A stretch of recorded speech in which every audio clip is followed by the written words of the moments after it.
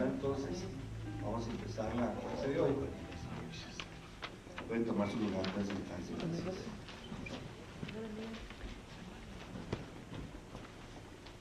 Vamos a ver un tema muy bonito, muy interesante.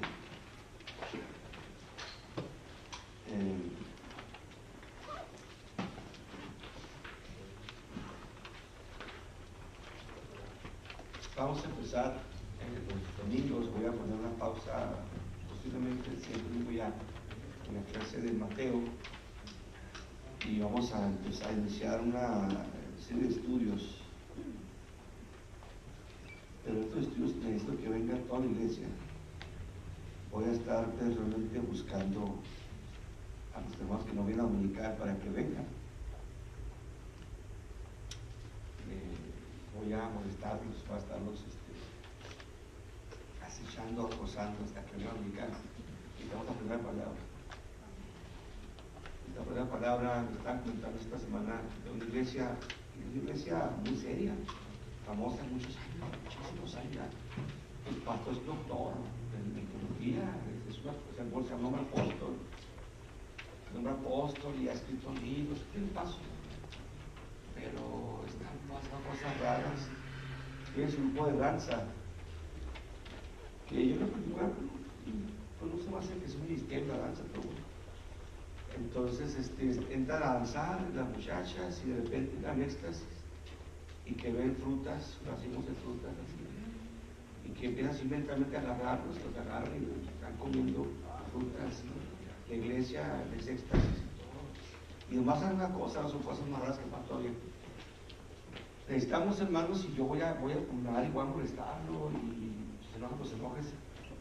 Pero vamos a abrir la escuela dominical los domingos a las 10 de la mañana, especialmente la gente nueva que no conoce gran cosa del evangelio. Porque esa gente está baleando, esa gente en cualquier momento llega un hereje y lo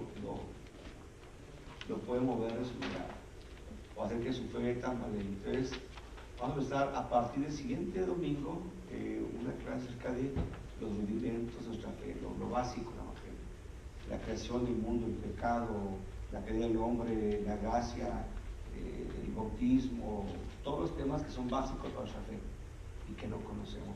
La realidad de Jesucristo. Hay iglesias en el Paso cristianas que están diciendo que Cristo no es Dios, hasta ese grado llegan pastores y antes, diciendo que nuestra madre es el Espíritu Santo. ¡Qué barbaridades, qué herejías, qué blasfemias! Entonces, si usted no está bien parado, lo van a llevar. Ahora, lamentablemente, en pueblo pentecostal somos conocidos porque somos emocionales, pero no estudiamos la palabra. Entonces, hermano, perdóneme, pero lo va a café cargado hasta que vengan los estudios bíblicos los domingos y aprendan la fe. Ya cuando venga va a decir, con razón, qué bueno que el pastor me escuchó a venir. Bien. Después de esta pequeña advertencia, vamos a ver Apocalipsis, la revelación, específicamente la segunda parte o la última parte de las bodas del Cordero. Verso 8, y a ella, ¿a quién? A la iglesia, y a ella se le ha concedido que se vista de lino fino, resplandeciente y limpio. Y luego agrega San Juan, o agrega la voz del ángel, porque el lino fino es los actos o las acciones justas de los santos. ¿Estamos grabando, Luis? Audio y todo eso. Estamos grabando los estudios ya, de ustedes. Estamos grabando ya los estudios. Bien, a ella se le ha concedido que se vista de lino fino, blanco, resplandeciente. Fíjense muy bien el contraste. Decíamos que el dragón o Satanás es un imitador, pero él va a ser lo contrario, lo opuesto, la antítesis a lo que es Dios. Cristo tiene una novia por la cual viene, pero el diablo o el dragón también tiene una novia. Entonces vamos a recordar un poquito, a revisar la vestimenta, la apariencia de la novia o la mujer del dragón, la iglesia del dragón, que ella vestía de púrpura y escarlata, estaba adornada con joyas, era una ramera, entonces obviamente estaba vistiendo con ropa inmoral y estaba ebria. O sea, el peor tipo de mujer que podemos imaginarnos. El peor tipo de mujer. Ahora el contraste, la otra mujer, la novia o futura esposa del Cordero es lo contrario. Esta es virgen. ¿Cómo sabemos que es virgen? Vamos a ver más adelante por qué. Y lejos de usar atuendos exóticos, exuberantes, sensuales, ella viste de lino fino, blanco y resplandeciente.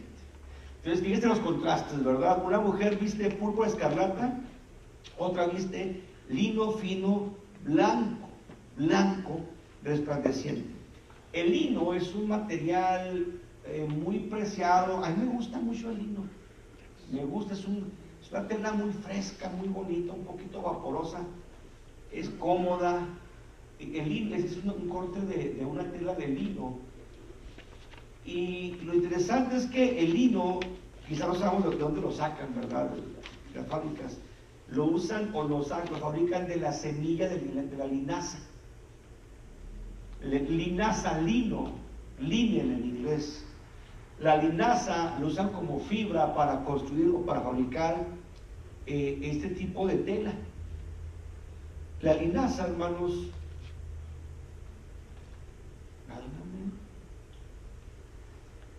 ahí va.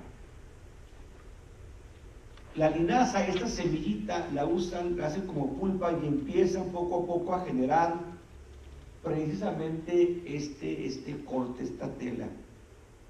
Antiguamente los reyes de Israel y aún los egipcios y de otros países usaban ropas de lino. Era una tela muy codiciada, una tela costosa en cierta manera. Los sacerdotes judíos vestían ropas de lino. Recuerde que la iglesia es real sacerdocio. Somos sacerdotes, un pueblo de sacerdotes para nuestro Dios. Incluso el tabernáculo, usted recuerda que ha habido templos, ¿verdad?, para Israel. ¿Cuántos templos habrá de Israel? ¿Quién tiene idea? Nomás uno. Siempre uno, más uno. Hay un error que hemos acarreado, decimos que había un templo llamado La Hermosa. No. ¿Cómo no? Está la Biblia que el templo llamado La Hermosa. No. Una puerta del templo que era llamada Hermosa, la puerta. En Israel siempre hubo un solo templo. El primer templo era portátil. El primer templo, recuerden que fue cuando Israel caminó por el desierto. ¿Por cuántos años? 40 años.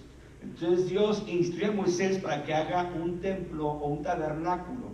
La palabra tabernáculo significa un lugar donde residir, una casa, una residencia. Nuestro cuerpo es tabernáculo del Espíritu Santo, templo del Espíritu Santo. Entonces, cuando Dios instruye a Moisés cómo hacer el tabernáculo, le dice que emplee ciertas telas, y entre ellas venía precisamente el lino. Dice Éxodo 25, 3, 4, esta es la ofrenda que tomaréis de ellos, del pueblo: oro, plata, bronce, material azul, púrpura, carmesí, lino y pelo de cabra. El templo era como una tienda de campaña portátil, decía, ¿verdad? Incluso más adelante en Éxodo 26, uno lo menciona de vuelta: harás el tabernáculo de 10 tapices, de 10 cortinas, 10 capas de lino torcido, de madera azul, de púrpura, de carmesí, y los decorarás con querubines, obra de fina artesanía. Entonces el lino era material que se empleaba que se empleó para el tabernáculo. Esa es una fotografía de cómo piensan que debió haber sido, y usted puede ver que hay capas. Hay capas, incluso había de tejón, tela de tejón, de macho, de cabra, etc. Entonces eran capas que se ponían y que cubrían el tabernáculo de la reunión. Ese tabernáculo, llamado el tabernáculo del desierto, el tabernáculo de Moisés, el tabernáculo de la reunión, era portátil. Recuerden que Israel por 40 años caminó por el desierto. ¿Hacia dónde iban? A la tierra prometida.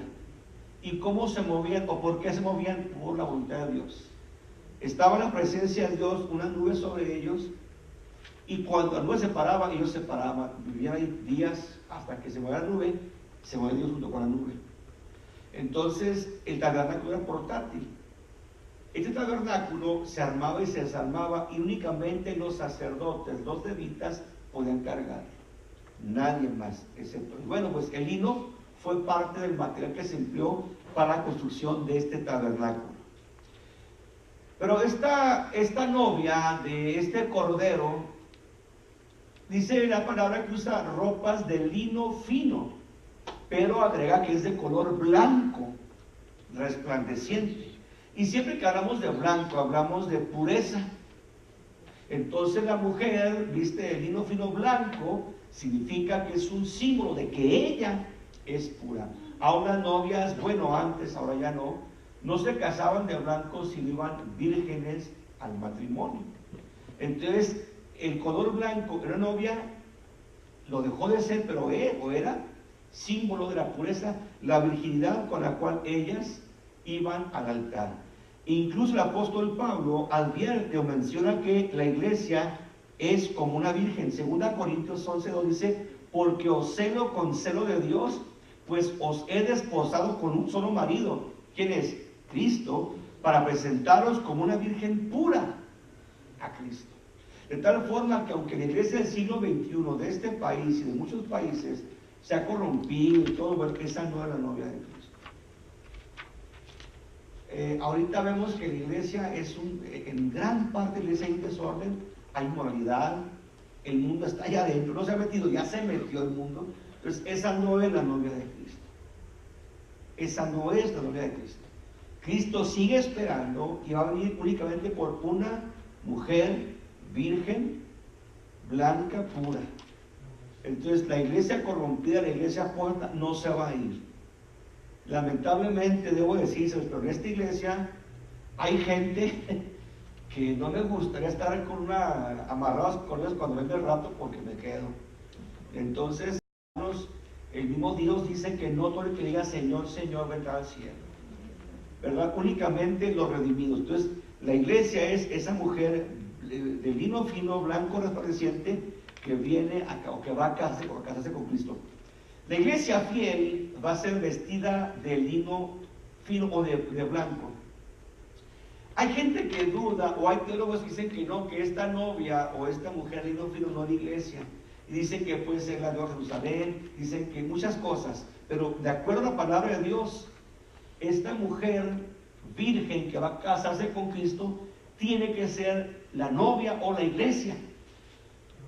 ¿Por qué? Van a vestirla de blanco, ¿verdad? Va de lino fino blanco. Bueno, Apocalipsis 5 dice: de esta manera al que venza o el que venza será vestido con vestiduras blancas y nunca borraré su nombre del libro de la vida. Bueno, entonces está hablando del que venza. El que vence es el que permanezca fiel hasta el final. Es cierto que Dios no nos quita la salvación, nos la regala, pero nosotros somos encargados de cuidarla, de ocuparnos de ellas. Y entonces, quien va a ser salvo no va a ser el que confesó y se apartó, no, el que venza, el que esté de pie hasta que Cristo venga o hasta que muera. Únicamente ese va a ser, el que venza va a ser vestido con vestidura blanca. Entonces, el que venza son los salvos que conforman a la iglesia. Entendemos pues que es la iglesia la que está vestida de lino fino blanco resplandeciente. Esta novia, por fuerza, tiene que ser la iglesia. Juan mismo, el escritor de Apocalipsis, escribe al final del versículo que ella está vestida de lino fino blanco, y que este lino fino blanco son las acciones justas de los santos. ¿Quiénes son los santos? Nosotros, la iglesia. Entonces dice que a ella, la novia, se le concede, se le permite vestirse, cubrirse con lino fino, blanco, resplandeciente, y dice que este lino son las acciones justas de los santos. Entonces, ¿quién es esta novia? Pues la iglesia, que está conformada por los santos. Porque sí, hermanos, la iglesia debe ser santa. Esta palabra santidad se erradicó, se sacó ya de la iglesia. Es raro que alguien predique ahora de santidad, pero Dios sigue demandando lo mismo, que seamos santos. Así es de sencillo, así es de simple. Entonces, esta novia santa está por contraer nupcias con su esposo, con su novio, que es el mismo Jesucristo. Aquí indicamos el verso 9.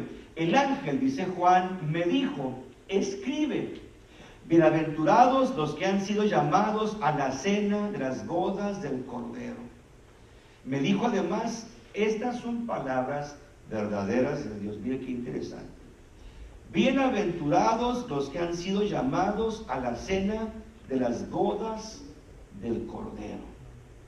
Vamos por parte. Este ángel, creen los teólogos que es el mismo ángel que le dijo a Juan acerca de la destrucción y condenación de la gran ramera que aparece en Apocalipsis 17. Porque este ángel viene hablando constantemente a Juan y posiblemente es el mismo ángel de Apocalipsis 17. Bueno, este ángel le dice a Juan, escribe, toma nota, Juan, esto es importante. Bienaventurados, la palabra bienaventurados significa inmensamente dichosos. Bienaventurados significa maravillosamente felices. Un gozo, una bendición que sobrepasa sacarse la lotería de $200 millones. Bienaventurados, macarios, inmensamente dichosos. ¿Quiénes? Los que han sido llamados a las bodas. Ahora una vez más, ¿quiénes han sido llamados a las bodas? La iglesia. Individuos santos que juntos conformamos a la iglesia, porque la iglesia está formada por individuos. Es una iglesia en todo el mundo, todo linaje, tribu, nación y lengua, chaparritos, altos, de todo, ¿verdad? Gente de distintos estratos sociales, económicos, de distintas denominaciones, pentecostales, bautistas, metodistas, hay muchas denominaciones de Dios, pero que individuos formamos a esta iglesia, este cuerpo que es Cristo. Ahora, que Cristo de cabeza, esta iglesia dice, bienaventurados, pero los llamados a la cena o a la fiesta. Y miren qué interesante, porque cuando nos casamos, únicamente nos casamos y ya, ¿verdad? Y damos una sodita. No. Damos una cena. Dice, bienaventurados los que han sido llamados a la cena de las bodas del Cordero. O sea, este es un banquete. Esta es una fiesta. No es cualquier cosa, es la fiesta más importante en todo el universo.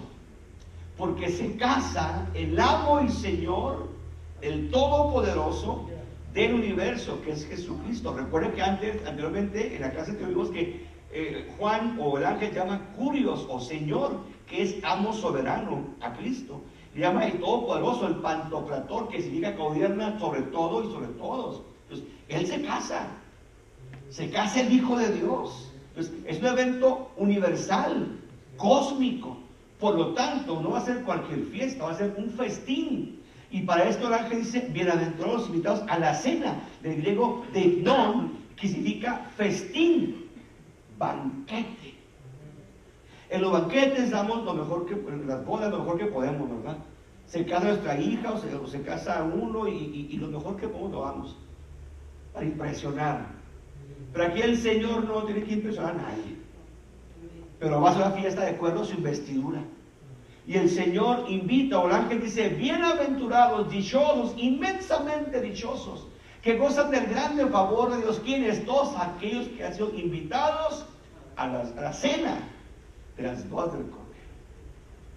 Este evento ya se había hablado en el Antiguo Testamento, hermanos. Esta revelación de Apocalipsis no es necesariamente nueva. En el Antiguo Testamento se dieron chispazos, destellos, avances pequeños de lo que vendría al final y que se revelaría en el Nuevo Testamento.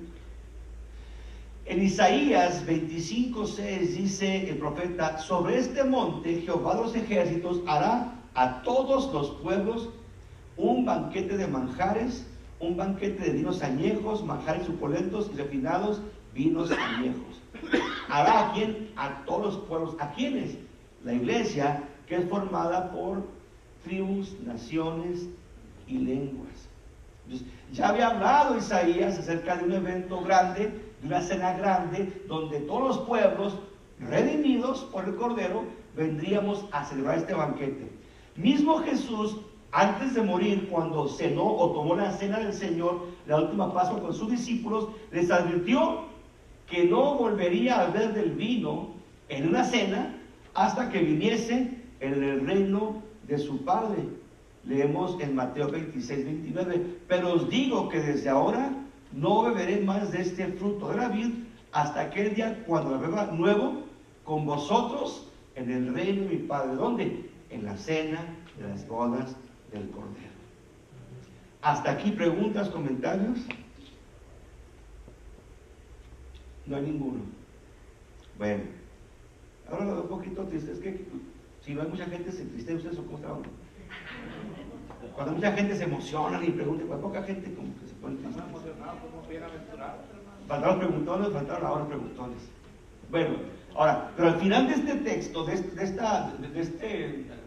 esta frase, por así decirlo, que el ángel menciona, dice: estas son palabras verdaderas de Dios. ¿Qué significa esto? Que el ángel está diciendo: este mensaje no es mío, Juan, no se me ocurrió a mí, esto me dijo Dios que te lo dijera, por eso te dije, escribe, Juan, toma nota. Este mensaje fue directamente dado por Dios mismo, y como Él lo dio, entonces tiene que cumplirse. Verso 10: yo me postré, Juan, yo me postré ante sus pies para adorarlo, y Juan no lo niega, Juan acepta su error. Yo me postré ante sus pies para adorarle al ángel, pero él me dijo: mira, no lo hagas, yo soy consiervo tuyo y de tus hermanos que tienen el testimonio de Jesús. Adora a Dios, pues el testimonio de Jesús es el espíritu de la profecía. Este texto está bien rico, está bien profundo, bien delicioso. Juan, ante la revelación que el ángel está dando, se emociona. Y en esa emoción Juan comete un gran error. Se postra, dice el texto original griego, que cayó delante, o sea, se tiró a los pies del ángel con la intención de adorarlo. No dice Juan, lo adoré, pero da a entender, y luego el ángel dice, no, adora a Dios, o sea que estaba adorándolo. El ser humano tiende a adorar lo que ve. El ser humano en la India, estaba yo leyendo que hay no sé cuántos millones, hay cientos de millones de dioses en la India. El panteón budista es increíble, es grandísimo. El dios del maíz, el dios del cabello, el dios del zapato, o sea, para todo hay dioses. ¿Qué decir de su querido México? El panteón mexicano es también riquísimo, tiene muchos dioses. Adoramos lo que vemos. Hemos visto cómo la gente se postra ante imágenes que son hasta grotescas. Yo he entrado a centro de oración de otra religión, ¿verdad? Desde luego, donde hay imágenes de Cristos así, un poquito siniestros, un poquito famélicos, y la gente con tanto fervor, porque la gente tiende a adorar. Es por eso, lamentablemente, que la idolatría gobierna al mundo, gobierna al hombre. Hace unas semanas vino el obispo de Roma, a Juárez, y yo era gente con hermanos, como si fuera Dios. Hubo gente que decía, Él es Cristo en la tierra. La gente tiende a adorar las cosas. Y ciertamente la Biblia dice que Dios los entregó a cosas terribles porque adoraron a las criaturas antes que al Creador. Entonces Juan, buen ser humano, le brota tendencia idolátrica y se postra emocionado intentando adorar al ángel. Pero el ángel, que era un siervo de Dios, no lo dejó. Desde tiempos antiguos, hermanos, Israel adoró en varias veces a los ángeles. Se le ha rendido culto a los ángeles. Es más, en la iglesia, hermanos, en la actualidad, yo he escuchado, yo he visto, hermanos que hablan con ángeles y los invocan. Pastores que estimulan a la gente: hable con su ángel, pregúntele cómo se llama. Hermano, ¿qué tal si es un género caído el que le responde?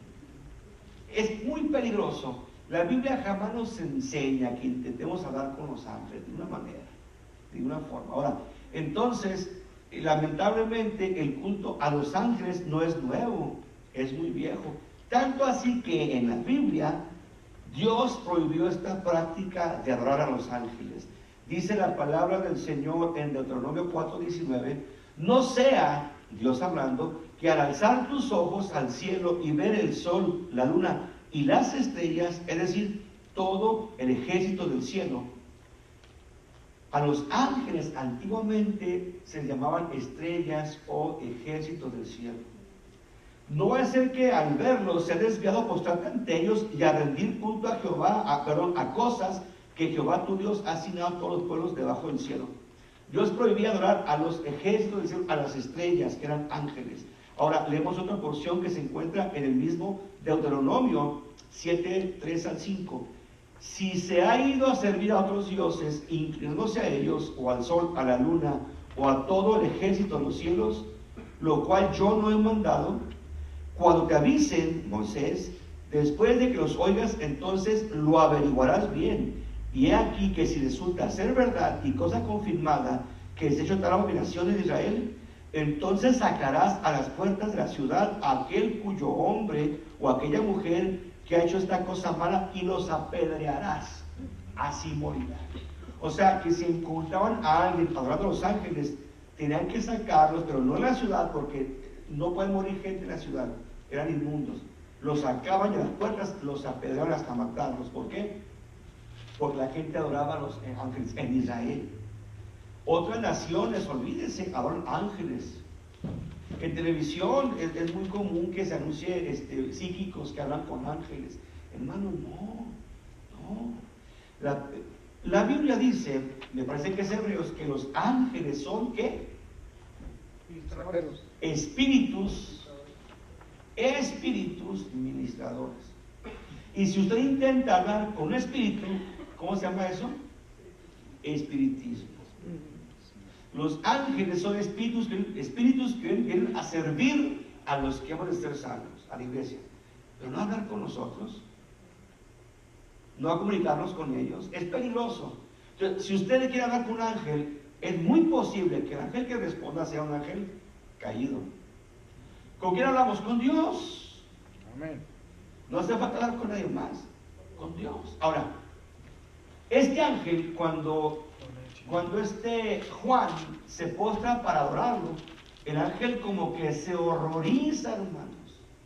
El ángel como que no lo hagas, Juan. Se horroriza cuando este apóstol intenta adorarlo y lo prohíbe, lo para en seco y dice, no lo hagas. Y aquí el énfasis, dice nuestra versión de Reina Valera, mira, no lo hagas. El texto original griego dice, significa algo así como, ni se te ocurra, ¿qué estás haciendo? Ten cuidado. O sea, porque el ángel entiende y sabe que únicamente a Dios se le puede adorar. ¿Por qué? Porque ese ángel seguramente vio cuando Satanás quiso ser como Dios y quiso que lo adoraran. Y ese ángel vio lo que le pasó a los ángeles, que siguieron a Satanás. Dijo, no, levántate, párate, no hagas eso. Solamente a Dios adora. Amén. Y ciertamente el Señor Jesucristo lo dijo, ¿verdad? Únicamente a Dios adoraremos. Cuando fue tentado por el diablo, Jesús dijo, vete, Satanás, porque escrito está, al Señor tu Dios adorarás y a Él solo servirás. Únicamente. Entonces, este ángel previene y detiene a Juan en aquel intento de adoración. Qué increíble que hasta San Juan, el discípulo amado, le brotó esa... Somos un tanto idólatras. Hasta con el pastor de repente lo idolatramos. El pastor para todo. No. Déjenle leer lo que el ángel, no un pastor, un ángel en el cielo, le dice a Juan, a Dios adora, yo soy, dice el ángel, yo soy consiervo tuyo. Yo soy igual que tú, Juan. Consiervo, del griego sundoulos, la palabra doulos significa esclavo. Y nos gusta mucho, somos siervos. No es cierto. Siervo significa esclavo. Hermano, ¿podría limpiar el templo, barrer? ¿Qué le pasa? Ese no es el ministerio. No que es esclavo, ingrato. Hermana, le tocó la bendición de hacer burritos para el domingo es dominicano. ¿Qué le pasa si ni en mi casa voy a comer de hacer? Entonces, soy consiervo, el griego sundoulos, significa somos esclavos del mismo amo.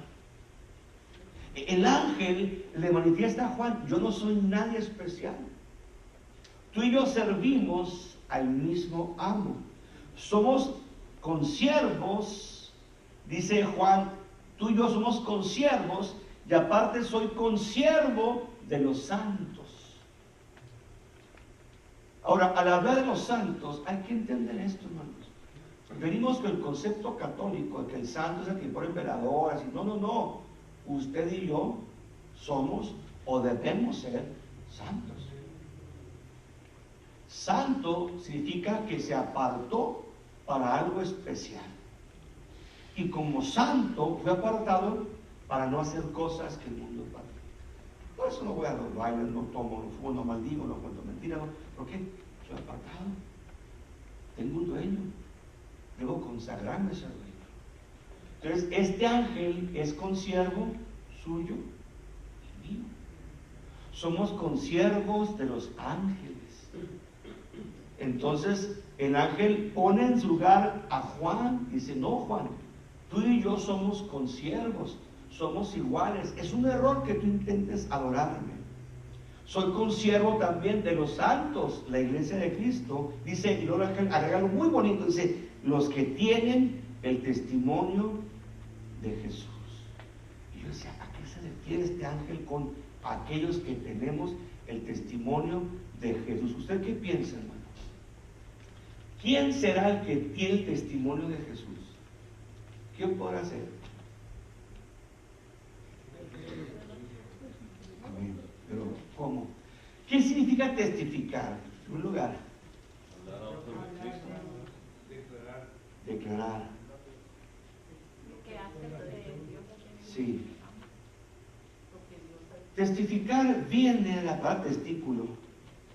Antiguamente, cuando alguien testificaba, ahora decimos, ¿estás seguro? Si pon la Biblia, o levanta tu mano, o promete, o jura. Antes no, cuando uno decía, ¿estás seguro? Ponía su mano en el testículo y juraba por su sexualidad, por su hombría. Era su palabra. Doy testimonio de esto y tocaba, entonces la palabra testificar dice todo. Como que así es, así fue, doy testimonio. Yo estuve ahí, yo doy referencia, hablo de lo que yo conozco. Entonces, los que tienen el testimonio de Jesús es los que viven una vida que testifica de Cristo. El asunto de testificar no es únicamente con la lengua, porque es muy fácil testificar con la lengua. El asunto es testificar con los hechos. Dar testimonio de que somos hijos de Dios. Entonces dice el ángel, soy consiervo tuyo y de los santos, los que tienen el testimonio, o sea, los que testifican con su vida, sus acciones de Cristo. Si usted es hijo de Dios y usted dice que es cristiano, si yo digo que soy cristiano, debo ser veraz, debo ser humilde. Amén.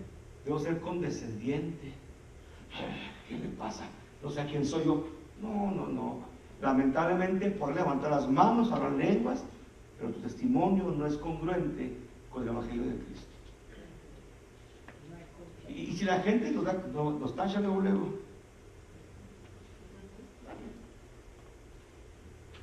si contamos mentiras, no estamos testificando de Cristo, estamos testificando del diablo. ¿Por qué? Porque el diablo es padre de mentiras. Y si cuento mentiras, estoy testificando del diablo. Así es. No, el ángel es consiervo de los que tienen el testimonio de Cristo. Significa los que dan el testimonio que como cristianos los que debemos vivir congruentemente como seguidores de Cristo. Hermanos, el Señor dijo, miren, si son falsos o verdaderos, por sus frutos los conocerán. Amén. Por sus frutos. Entonces, con nuestros actos, con nuestros hechos, hemos de testificar a otros que somos seguidores de Él. Y entonces sí, nos creerán que somos cristianos. Voy a platicar algo que me platicó un amigo mío que quiero mucho, hace algún tiempo. Este hermano fue a un trámite a una oficina de gobierno en México. ¿Quién viene de México ustedes? ¿O vive en México? Un trámite en la oficina de gobierno. Este amigo mío muy querido va y lo traen, lo ignoran, dura horas, de un lugar para otro hasta que se enoje y le sale fuerte. No voy a tomar las palabras, no más hablo fuerte. Y le dijo, ustedes están mal como servidores públicos. No dijo malas palabras, no golpeó a nadie, no dijo, ustedes están haciendo un mal servicio, no están haciendo lo que hacen. No pudo dormir, se sintió muy mal. ¿Y tú quieras pedirles perdón? Ni yo lo hubiera hecho, a estos que se ganaron una reprensión por parte de Él. ¿Por qué? Porque el testimonio de Cristo nos obliga a hacerlo. El testimonio de Cristo nos obliga a pedir perdón. El testimonio de Cristo nos obliga a no poder dormir cuando hemos hecho algo que el mundo considera como algo normal, pero que nosotros estamos en paz porque dijimos, les grité, ay caray, se equivocó el cambio, y yo supe que se equivocó el cambio y no le dije nada a la cajera hasta que no saqué, se equivocó el cambio. Si no, no somos cristianos. Perdónenme, es que me salió lo lozano. No. Que les haga lo cristiano, no lo lozano. Amén. Ni los López, ni los Pérez, ni no. Hemos de dar el testimonio de que seguimos a Jesús. Él fue manso y humilde. No, vámonos, hijo. No te juntes con la chusma. A mi hijo nadie lo regaña, aunque tenga 3 6 en la cabeza, nadie lo regaña a mi hijo. Aunque hagan cuernitos y nadie lo regaña. Vámonos de esta iglesia. A mí no me digan nada. Hace algún tiempo ya, don Camago, una dama llega tarde a la iglesia y se estaciona mal, ¿no? O sea, toma 2 lugares y no se para en la sección para minusválidos, creo. Y la dice, un hermano amable, hermana, ¿sabe qué? Este lugar es para minusválidos. Hay una gente que está enfermita, tengo aquí ancianos, tengo enfermitos. No, aquí no me voy. No voy a caer. Hermana, es más, aquí nos vamos. Y arrancó el carro para irse. Y este hermano amablemente condescendió, mostró el carácter cristiano. Hermana, ¿a poco va a irse? Yo te voy a predicar la palabra, va a ser bendecida por Dios. ¿A poco va a irse por esto? No estamos dando testimonio de Dios.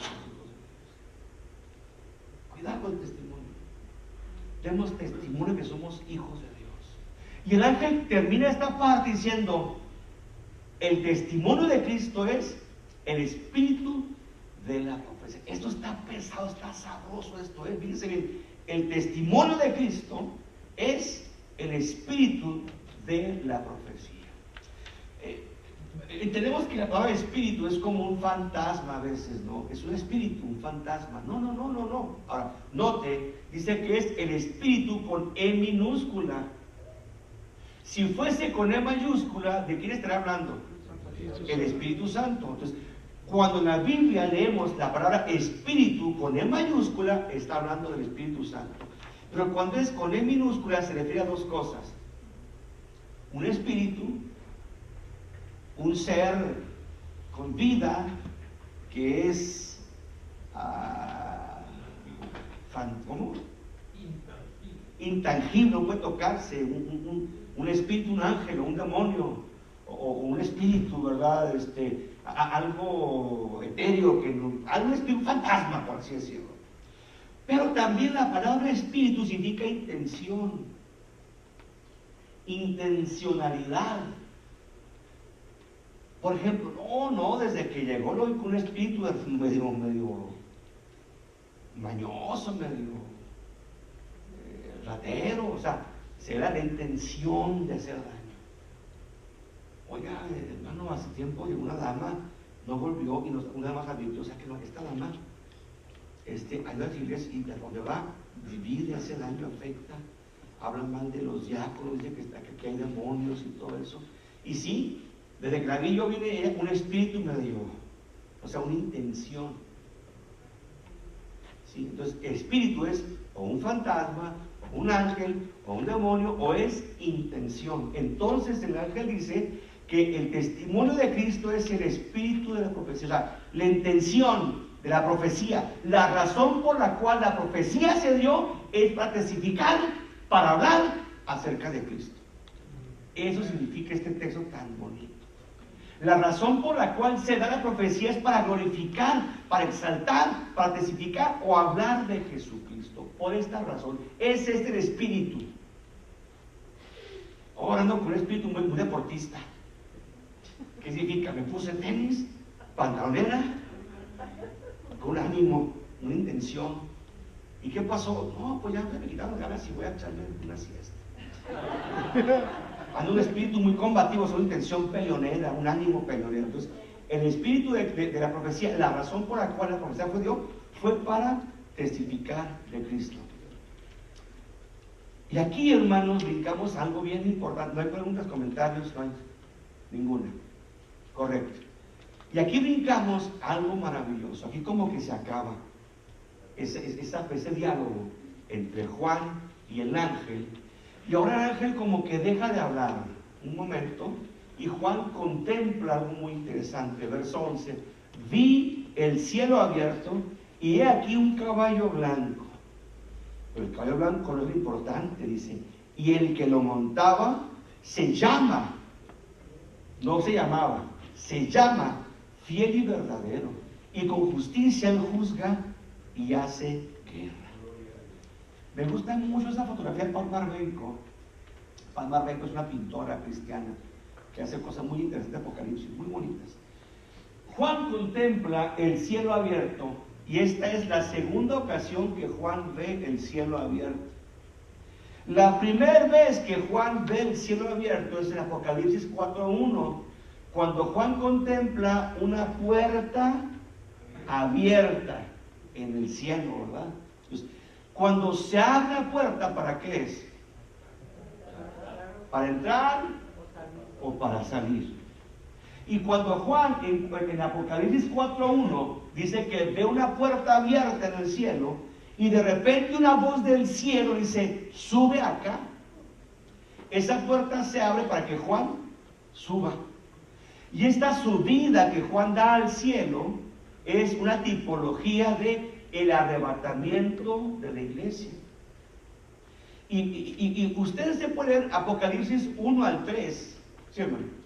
También el arrebatamiento de Enoc y de Elías son tipologías, exacto. ¿Sí? Enoc arrebatado antes del diluvio, ¿verdad? Y Elías en un tornillo. Bueno, el asunto está aquí en que la ventana se abre y Juan sube. Si usted lee Apocalipsis del 1 al 3, está hablando Cristo de la iglesia. La iglesia de la tierra, desde, ¿qué es? Éfeso hasta la Odisea, las 7 iglesias, que es desde la iglesia de Cristo hasta la iglesia contemporánea. Y después de esta 7ª iglesia, la última iglesia, ya no se vuelve a hablar de iglesia, y cuando se habla de ella, se habla que está arriba. Esto pasa antes de la gran tribulación. Significa que la iglesia es arrebatada, se abre la puerta para que la iglesia suba, y a partir de ahí Juan ve lo que va a pasar, pero en el cielo. Y contempla a los querubines, contempla a los arcángeles, contempla el cielo, el trono, contempla al Cordero y contempla el que está el Padre en la silla y con un libro sellado y ve que el Cordero llega y habla. O sea, todo eso lo contempla en el cielo. Entonces, mientras la tierra ya está en la gran tribulación, o está el anticristo gobernando. Bueno, Juan sube al cielo como una tipología de iglesia que es arrebatada antes de la gran tribulación. Amén. Y ahora Juan ve que el cielo se abre de vuelta, pero ya no es para que suban, ahora es para que descienda del cielo alguien. Y dice Juan que cuando se abre, que una vez más el cielo se abre, dice, vi el cielo abierto. Y he aquí, el primero en salir es un caballo blanco y el que lo monta se llama Fiel y Verdadero. Y ese fiel y verdadero juzga con justicia y hace guerra. Ahora, agrega Juan, pero no viene solo este jinete. Dice, y los ejércitos celestiales, ¿vestidos de qué? De lino finísimo, blanco y limpio. ¿Quién? La iglesia, la novia. Ya se casó y ahora como la señora del Cordero, la esposa, no la novia, la esposa, viene con su esposo, pero no viene como dijo el hermano original de ser bola, viene a pelear. Dice que son los ejércitos. Venimos y yo insisto y yo pienso que la iglesia va a pelear junto con Cristo y nos seguimos en caballos blancos. El Señor desciende del cielo. Pero vamos a ver qué interesante es la imagen que da Juan, la tipología que da Juan. Aquí se da lo que conocemos como la segunda venida de Cristo. No confundamos la segunda venida de Cristo con el arrebatamiento. El arrebatamiento, supongamos que sucede ahorita. Supongamos que en este momento la trompeta suena y los muertos en Cristo resucitan primero, los que estamos vivos somos transformados y en las nubes somos arrebatados, en las nubes nos encontramos con Cristo y de ahí nos vamos hasta el tercer cielo. Eso es el arrebatamiento de la iglesia. 7 años después, Cristo viene, no por, sino con la iglesia a la tierra. Esta es la segunda venida de Cristo. Entonces, no hay problema, estamos de acuerdo, sí, no hay confusión con el arrebatamiento y la segunda venida. Bueno, una vez que Juan contempla que el cielo se abre, ve a un jinete, pero no cualquier jinete, es más, no es un ángel, no es ni un arcángel, que es de los principales ángeles, no es un querubín, es un jinete admirable que monta un caballo blanco. Recuerde que Apocalipsis es un libro de tipología, de símbolos. Amén. El caballo blanco significa o representa que el que lo monta es un vencedor. Antiguamente, cuando los generales o los reyes de aquel tiempo, y aún después, creo que también Napoleón lo decía, cuando conquistaba una nación, hermanos, o un país, era común que al final, cuando se entregaba la ciudad, el general o el rey entraba en un caballo blanco por la plaza principal de la ciudad diciendo: yo soy el dueño, yo soy el dueño, los vencí, los conquisté. Y entraba en un caballo blanco a la ciudad conquistada. Bueno, cuando Juan dice que Cristo viene en un caballo blanco, significa que Él es el vencedor, que Él ha vencido. Recordemos que cuando Juan ve al Padre sentado con el rollo en la mano y que dice: ¿quién es digno de abrir el libro y de estar los sellos? Dice: nadie, ni en el cielo, ni en la tierra, ni debajo de la tierra fue hallado digno para abrir el libro y de estar los sellos. Juan llora mucho, pero entonces uno de los ancianos le dice: no llores, el león de Judá ha vencido. Ha vencido. Entonces, Cristo venció. La salvación suya y mía no fue cualquier cosa. ¿Cómo usted piensa que? Sí, que sean salvos. No. Él venció en la cruz del Calvario. Entró en combate. Y en la cruz denunció a las potestades, al diablo. Y en la cruz se coronó, ¿verdad?, como el redentor de la humanidad. Pagó por nuestros pecados. Ahora, Apocalipsis nos habla de dos jinetes, particularmente de dos jinetes que vienen en caballo blanco. Este que viene desde el cielo es el segundo jinete, porque ya antes, en Apocalipsis 6:2, el inicio de la gran tribulación, aparece un jinete en un caballo blanco, dice Juan. Y miré, y he aquí un caballo blanco, y el que lo montaba tenía un arco, y le fue dada una corona, y salió venciendo y para vencer. A ver.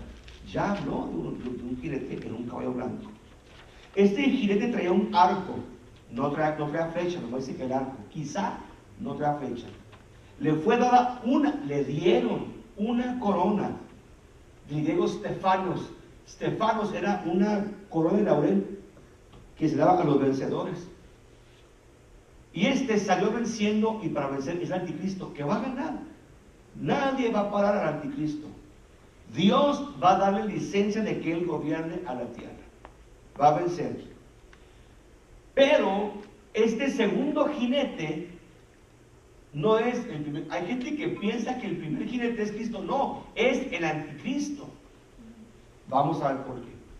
Este que viene, que Juan nos está mencionando, dice que viene del cielo.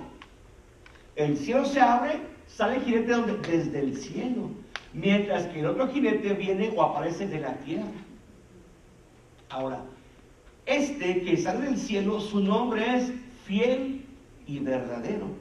Y ese epíteto, ese nombre de fiel y verdadero, nomás se le aplica a Cristo y a nadie más. Amén. Él mismo dice en Apocalipsis 3:14, dice: escribe al ángel de la iglesia en la Odisea, el Amén, el testigo fiel y verdadero, el origen de la creación de Dios, dice estas cosas. Este texto está bien maravilloso, hermanos. Apocalipsis 3:14. La secta de los testigos de Jehová dicen, y muchas sectas enseñan que Cristo es el primero en haber sido creado. Eso dicen ellos, que Cristo fue el primero en haber sido creado. ¿Por qué? Porque la Biblia dice que Jesucristo fue el principio de la creación. Y ellos interpretan, entonces fue el primero en ser creado. Los equivocan. El texto original no dice que es el principio, dice que es el principiador de la creación. El que originó las cosas, el origen de la creación, o sea, el que creó al universo, es Cristo. ¿Pero qué no fue el Padre? Sí, el Padre, pero usó a Cristo para crear. A ver, pastor, ¿cómo está ese asunto? ¿Cómo es llamado Cristo? Uno de tantos nombres que le dan. El verbo. El verbo. Verbo significa palabra. El logos. Por eso esta iglesia se llama logos, nuestra iglesia. ¿Y cómo creó Dios al universo? ¿Agarró con las manos y creó? ¿O cómo hizo Dios para crear? Su palabra. Y dijo Dios: sea la luz. Y usó su palabra, su logos, o sea, Cristo. ¿Le llaman el rema? No, es el logos. Es diferente, logos y rema es diferente. El logos. A ver, ¿cómo es el asunto? ¿Y por qué digo yo que Cristo es el logos o el verbo? Sencillo. El mismo Juan que escribe Apocalipsis, en el Evangelio de él, San Juan 1:1 dice: en el principio. Él habla desde la eternidad. En el principio era el verbo, era el logos. Y el verbo era con Dios. O sea, el verbo, el logos, Cristo estaba en íntima comunión con Dios, el Padre. Y termina diciendo: y Dios, el verbo. Sigue Juan diciendo: todas las cosas por él fueron hechas, y nada de lo que ha sido hecho sin él fue hecho. Exacto. Amén. O sea, y dice que todo es por él. y para Él. Entonces, pues no comenta, lo que fue hecho por Él, y sin Él nada existiría. Por eso es el principio de la creación, porque Él principió, Él generó, Él produjo. Sea la luz. Y ahí está Cristo haciendo la luz, porque es el verbo. Y si el Padre con su palabra creó, y Cristo es la palabra, entonces Cristo es el agente creador, por así decirlo. Entonces, las sectas que dicen que Jesús fue el primero en ser creado, no, perdónenme. Jesús, Cristo, no fue creado. Amén. ¿Cómo no? En Belén nació, no, hermano. Ahí se encarnó, Amén. se hizo hombre. Pero Cristo, como el verbo, es coeterno con el Padre. Amén. Cristo no fue un día hecho por Dios. ¿Por qué? ¿Por qué digo esto? Vamos a ver simple lógica pura y fría y calculadora. Cristo es el verbo, ¿estamos de acuerdo? Amén. El verbo de Dios, o la palabra de Dios. Algún tiempo Dios estuvo mudo. ¿Desde cuándo Dios tiene palabra? Pues Cristo es eterno también.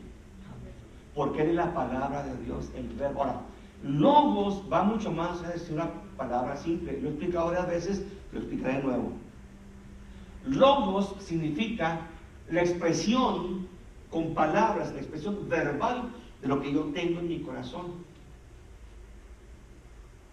A mi esposa, ¿cómo te amo, mi amor? Te quiero tanto, eres para mí indispensable. ¿Qué pasa? Lo que tengo aquí, se lo estoy dando verbalmente.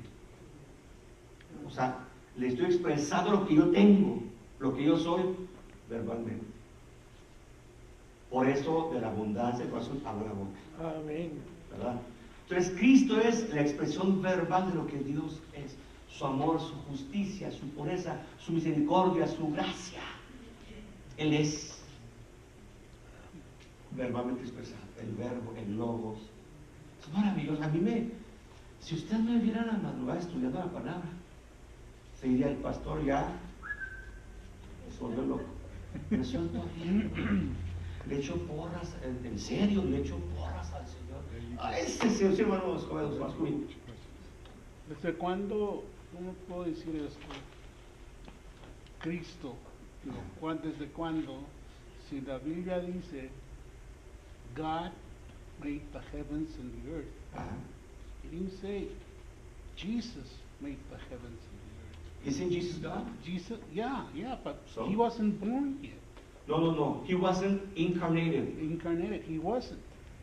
It doesn't, in the Bible, enseñame usted donde dice, Cristo dijo que hicieran cielo.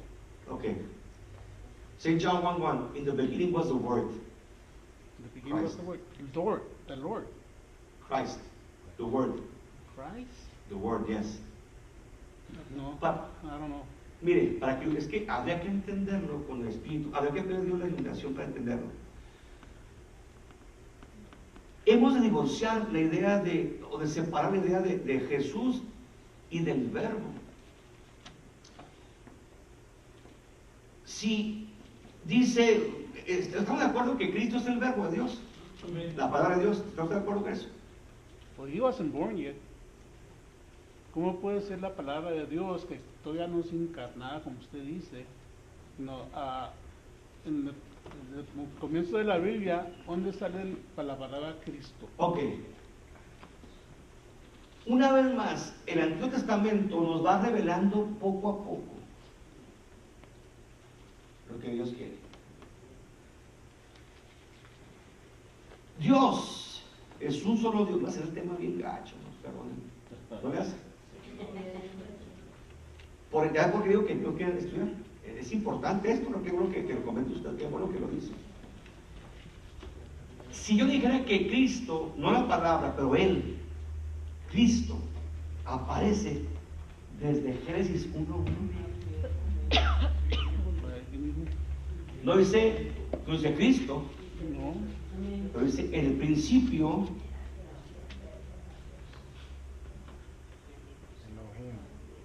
Elohim.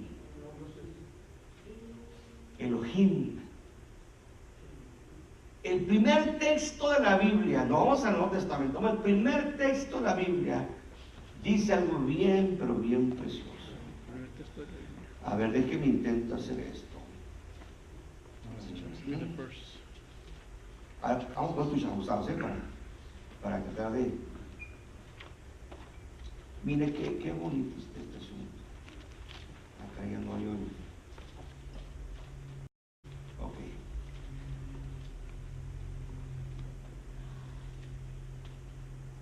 Dice el texto, vamos a ver, porque la Biblia dice, en el principio creó Dios los cielos y la tierra.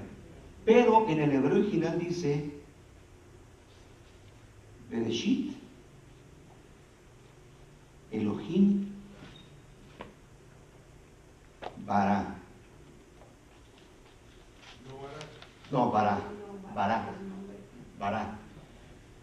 Bereshit significa desde el principio o en el principio. Bará significa crear de la nada. O sea, por eso es importante revisar los textos griegos y hebreos originales, porque nuestra Reina Valera 60 está muy deficiente. Nuestra Reina Valera 60 dice, en el principio creó Dios los cielos y la tierra. O en el principio creó Dios. Ok, el principio. De hecho, los judíos a Génesis llaman el libro de los principios, el libro de Bereshit. Y nuestra Biblia dice, creó Dios. Ok, whatever, pero el texto, el verbo vará, no significa creó. Significa creó de la nada. Va más allá. Ahora, hay algo más allá. Bereshit, en el principio. Hablamos de hace, quizá, millones de años, quizá 7,000 años, pero no voy a discutir por eso. Si fueron 7 años, si fueron 7 días, si fueron 7,000 años, no vamos a discutir eso. El principio, Bará, creó de la nada, o sea, no tomó Dios como al hombre lo formó de la tierra, agarró tierra, polvo y lo formó barro. No, aquí creó de la nada. No había tierra, no había átomos, no había partículas, no había agua, no existía nada. Y Dios creó de la nada. En el principio de la nada creó, y aquí está interesante, Elohim. Los judíos ahí patinan. Mis hermanos apostólicos ahí patinan. Porque Elohim significa la plenitud de Dios. Significa se juntó Dios. Y es un sinónimo de dioses. Significa dioses. Hermano. Dios dijo cuando hicieron la torre de Babel, descendamos. Hay muchos textos que hablan de la pluralidad, de personas, no de dioses. Hermano, sí, no. Isaías también lo plural, hermano. Este es uno de los temas, hermano, perfecto que tocaré en el estudio que tendremos próximamente. La Trinidad, maravilloso, hermano Martínez. En Génesis 1 dice Elohim, dice la forma castellana de Dios, dice el primero de los nombres de la deidad. Es un sustantivo plural en su forma, pero singular en su significado, cuando se refiere al verdadero Dios.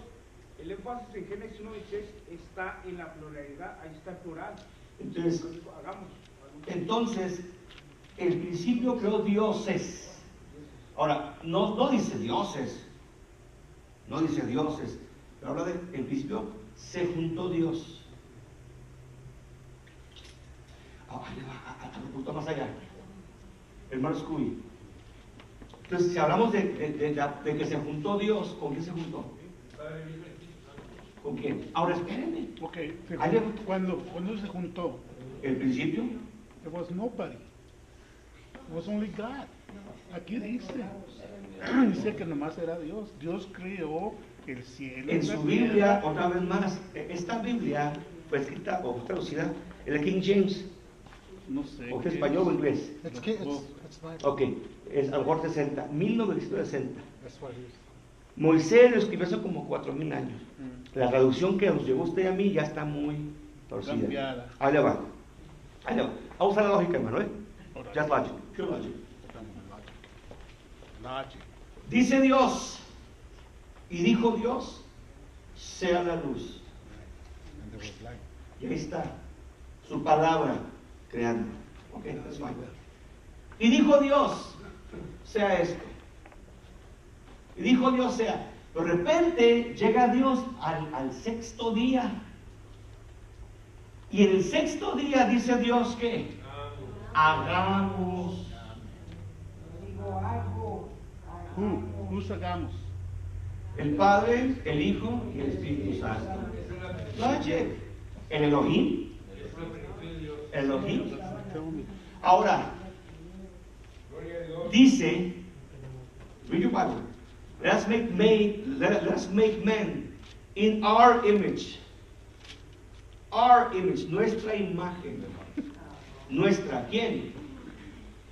Hay gente que niega a la Trinidad y dice, ahora con los ángeles, no, perdónenme.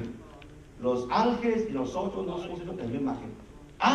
Los católicos dicen que con María, por favor. Entonces, ¿quiénes hagamos? Conforme a nuestra imagen, ¿quién necesariamente es el Padre, el Hijo y el Espíritu Santo? Amén. Necesariamente. Ahora espérenme, dice, cuando Adán peca y falla, dijo Dios, el hombre es ahora uno, es como nosotros. Hablando una vez más de pluralidad. Entonces, ¿quién es esa pluralidad? Ahora, espérenme, ya me salí el tema últimamente. Pues ya. Déjeme, voy al texto. A ver, déjeme lo busco. A ver. Una parte bien que a mí es la pasión, es mi pasión, es mi pasión, hermano. Dijo Dios, hagamos.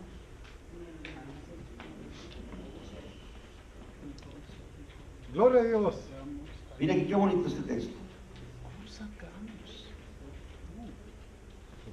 Cristo se manifiesta, o Cristo se encarna para descubrir. He incarnated. He was made flesh. St. John says that. San Juan dice, se hizo carne. O sea, se hizo hombre. Significa que Dios, o el Verbo, dice las palabras que no estimó ser igual a Dios, sino que tomó forma humana, se hizo hombre. San Juan dice, en el principio del Verbo era con Dios, y yo soy el Verbo, dice, y aquel Verbo, dice Juan, St. John 1:2, y aquel Verbo se hizo carne. ¿Qué significa? Se hizo hombre. Amén. Se atrevió Cristo, el Verbo, el ángel de Jehová, se atrevió a hacerse hombre, a hacer tabernáculo con nosotros, vivir con nosotros. Y aquel Verbo se hizo carne, dice Juan, y vimos su gloria. ¿Cuándo? En el monte de la revelación.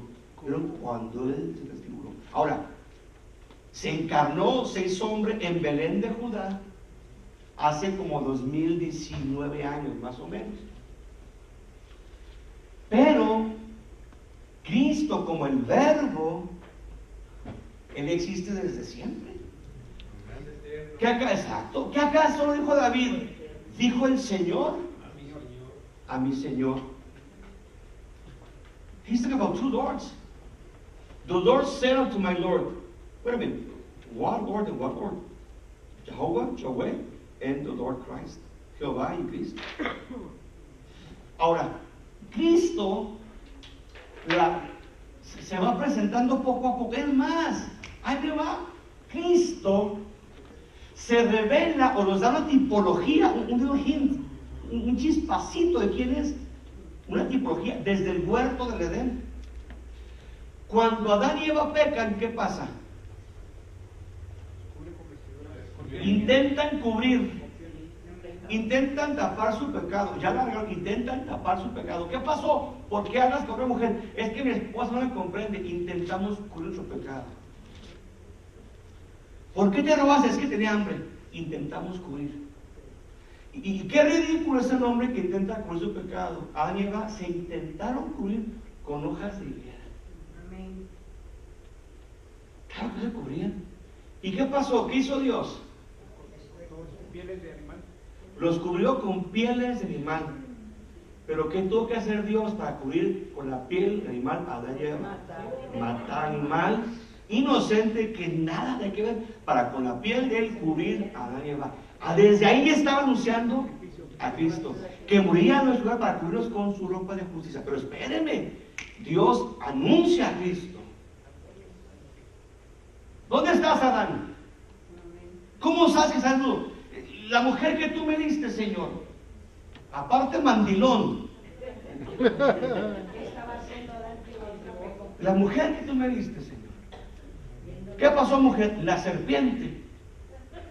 La serpiente, todo yo, todo yo. Entonces, Dios pone enemistad entre la serpiente y la creación humana, la humanidad, la mujer. Pero dice Dios, ok, engañaste a la mujer. Y fue la mujer.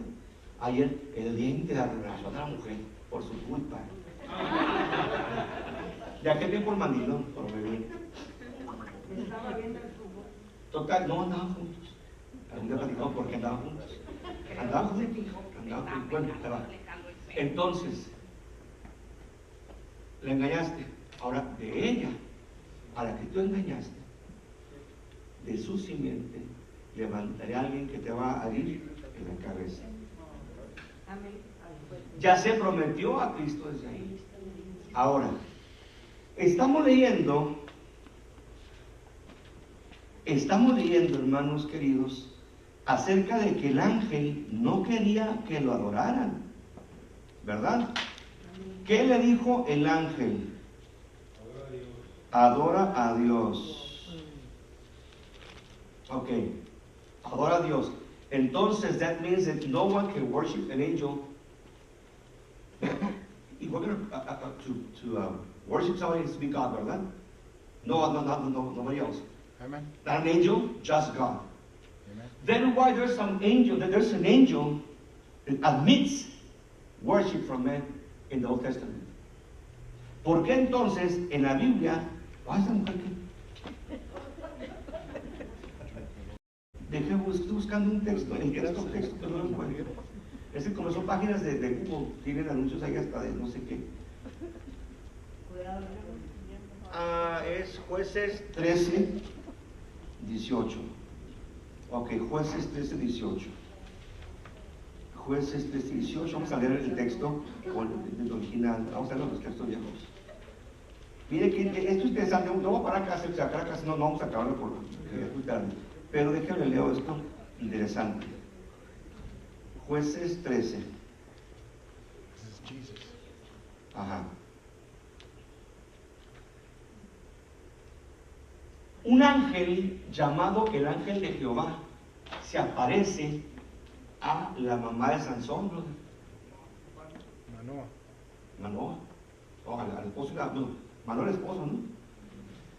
Había una mujer, había un hombre en Sora de la antigüedad, el cual se llamaba Manoah, y su mujer era estéril, nunca había parido. A esta mujer se apareció el ángel de Jehová, y el ángel dijo, tú eres estéril y no has parido, mas concebirás y parirás a un hijo, que será Sansón. Ahora pues no bebas vino ni sidra, no comas cosa inmunda, porque tú vas embarazada y parirás un hijo. Y dice, cuando nazca el hijo, no le cortes el pelo, porque va a ser nazareo a Dios desde el vientre, y él comenzará a salvar a Israel de la mano de filisteos, un tipo de Cristo. La mujer llega, lo cuenta a su marido y le dice, un varón de Dios, el ángel de Jehová, vino a mí, cuyo aspecto era como el aspecto del ángel de Dios, terrible en gran manera, y no le pregunté de dónde ni quién era, ni tampoco me dijo su nombre, y me dijo que iba a concebir, etcétera, etcétera. Manoah oró a Jehová, dijo, Señor, te ruego que aquel hombre que desapareció a mi esposa venga y nos enseñe qué hay que hacer. Entonces la mujer está en el campo y se encuentra de vuelta al ángel de Jehová, y va y le dice al esposo, mira, me lo encontré de vuelta. Y viene Manoah, el papá de Sansón, con la esposa, y le preguntan, ¿eres tú aquel que hablaste a la mujer? Y él dijo, yo soy. Pero vea que ahí yo soy está con mayúscula. Y pues yo soy es Yahweh, Jehová. Entonces Manoah dijo, cúmplase la verdad de todo esto. Pero aquí el ángel, Manoah, el papá de Sansón, le pregunta, entonces dijo Manoah al ángel de Jehová, ¿cómo es tu nombre? para que cuando se cumpla tu palabra te honremos. Y el ángel le contesta, ¿por qué preguntas por mi nombre? Esta versión es en la 909. Deje buscar otra versión. ¿Quién tiene la versión 60? A ver, ¿qué dice? Sí. El ángel de Jehová le respondió, ¿por qué preguntas por mi nombre? Es admirable. ¿Qué es admirable? Manoah tomó un cabrito del rebaño con su ofrenda vegetal y se sentó sobre la peña de Jehová. Entonces él hizo un prodigio ante la vista de Manoah y de su mujer. Aconteció que mientras la llama subía al altar hacia el cielo, el ángel de Jehová subió en la llama del altar ante la vista de Manoah y de su mujer, quienes se postraron en tierra sobre su rostro. Ahora, vemos que el ángel de Apocalipsis no admite que lo adoren, ¿verdad? No admite que lo adoren. Pero el ángel de Jehová sí permite que lo adoren. Josué, Gedeón y 2-3 adoraron al ángel de Jehová. El ángel de Jehová es Cristo, que desde siempre ha existido. ¿Do you believe in Trinity, brother? ¿Cree la Trinidad usted? This is why it's so hard for you to believe that Christ is everlasting. Pues he oído muchas cosas. Y no, desde chiquito todo en mi iglesia ha sido aleluya. Y cada quien trae diferentes cosas. Mire, hoy tomo el café y ahí le explico a usted el asunto de la Trinidad de Cristo. Porque es que esto tengo que reformatearlo, tengo que, hermanos, no lo enseñaron. Lamentablemente, no lo enseñaron. No lo enseñaron. Mire, hermano, lamentablemente, mi esposa, que es una iglesia, desde chiquita era una iglesia, y me ha dicho muchas veces que eso nunca lo he aprendido. Y vaya que el pastor era maestro, era yo el maestro. Dice, nunca lo aprendí. ¿Por qué? Porque la iglesia, tradicionalmente los pastores han sido, perdónenme, medio flojillos de estudiar. No me pregunten, no te meten problemas. No. Por eso. Entonces, en iglesia hay cristianos que tienen años y que no conocen lo más básico. Cristo es desde siempre. Y yo le insisto, estos estudios que quiero traer a ustedes, vamos a hablar precisamente de eternidad, la deidad de Jesús. ¿Jesús tuvo madre? Claro que no. Pero hay gente que trae esa confusión católica, que cree que María es la madre de Dios. La madre de Jesús. No, de Dios, dicen ellos. Y de repente hay gente que piensa que todavía, o sea, cosas que no nos enseñaron, hermano, lamentablemente. Aprendimos mal. Por aleluya, las lenguas y no nos enseñaron. Nos enseñaban que un demonio se dedicaba a ella y se metía a ella. Estamos mal enseñados. Porque los pastores no hacen su trabajo. Entonces, por eso quiero meter las clases nuevas, de lo más básico. Cristo es Dios, Cristo es eterno desde siempre. Dios es un solo Dios manifestado en 3 personas. Miren, rápidamente. Cuando el principal versículo bíblico, hermanos de los judíos, ¿cuál es? No, de sus novios es 4. ¿Qué dice? Oye, Israel, Jehová nuestro Dios. The Lord is one. el Señor uno es. Uno es. The Lord is one. Uno es. Amen. Ok.